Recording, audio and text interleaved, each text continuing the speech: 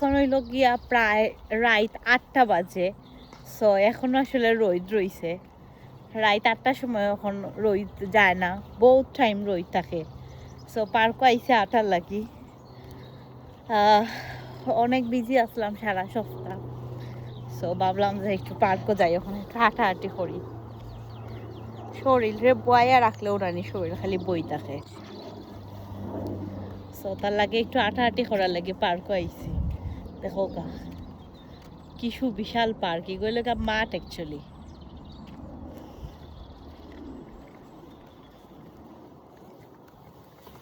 আর রাত 8টা, তার বাদেও এখনো রোদ রইছে। লন্ডন এখন বহুত লেটে সান যায়। একদম আমার বাসার কাছেই পার্ক, খুব বেশি দূরে না, 5-6 মিনিট আটিয়া লাগে। যখন যখন ভাল লাগে না তখন তখন আই, পালা লাগলেও আই। তো ভাবলাম এখন একটু আটিয়া যাই পার্ক থেকে।